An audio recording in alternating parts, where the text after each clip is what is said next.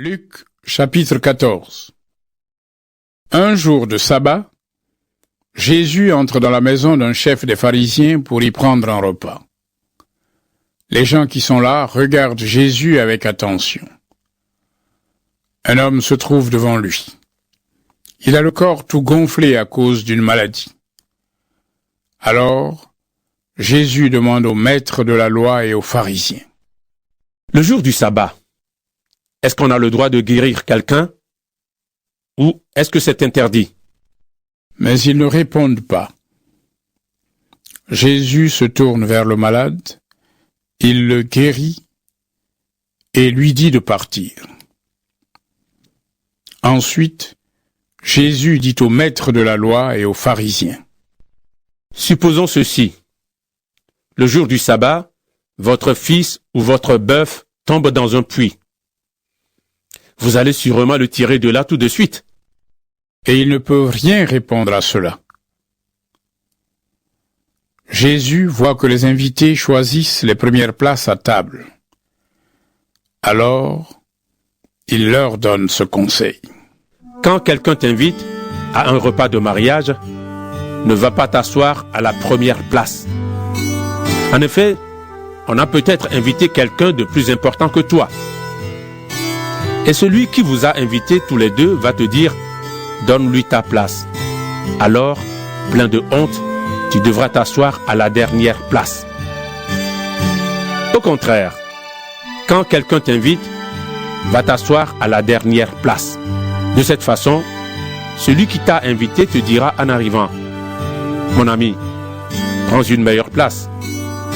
Alors, tous ceux qui sont à table avec toi verront combien tu es respecté.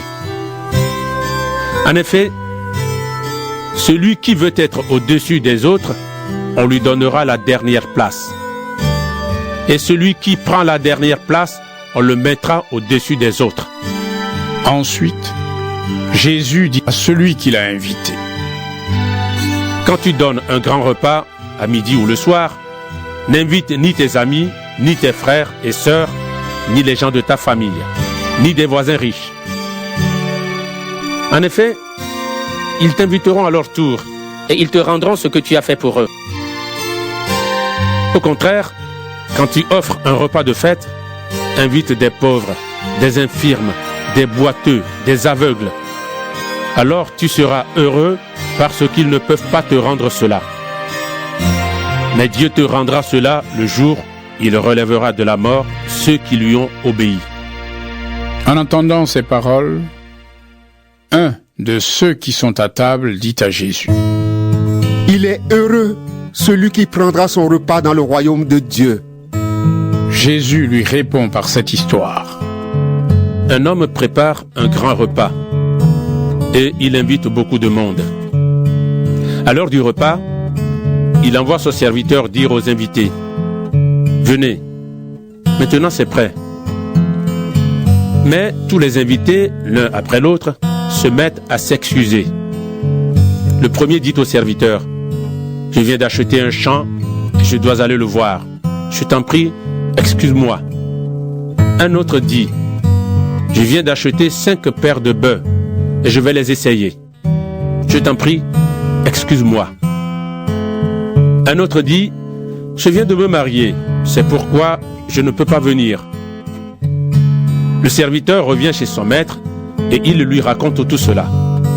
Alors le maître de maison se met en colère et il dit à son serviteur « Va vite sur les places et dans les rues de la ville et amène ici les pauvres, les infirmes, les aveugles et les boiteux. » Après un moment, le serviteur vient dire « Maître, on a fait ce que tu as commandé et il y a encore de la place. » Le maître dit au serviteur « Va sur les chemins et près des champs. Ceux que tu rencontreras, oblige-les à entrer chez moi. Ainsi, ma maison sera pleine. En effet, je te dis une chose. Parmi ces premiers invités, personne ne mangera de mon repas. » Plus tard, Jésus est en route et des foules nombreuses l'accompagnent. Il se tourne vers elles et il dit « Celui qui vient à moi, Il doit m'aimer plus que son père, sa mère, sa femme, ses enfants, ses frères, ses sœurs et même plus que sa vie. Sinon, cette personne ne peut pas être mon disciple. Celui qui ne porte pas sa croix et qui ne me suit pas, celui-là ne peut pas être mon disciple. En effet, quand l'un de vous veut construire une grande maison, il commence par s'asseoir et il calcule.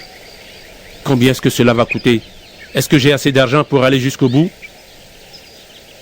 Mais s'il pose les fondations sans pouvoir finir la maison, tous ceux qui verront cela se mettront à se moquer de lui. Ils diront, cet homme a commencé à construire, mais il n'a pas pu finir.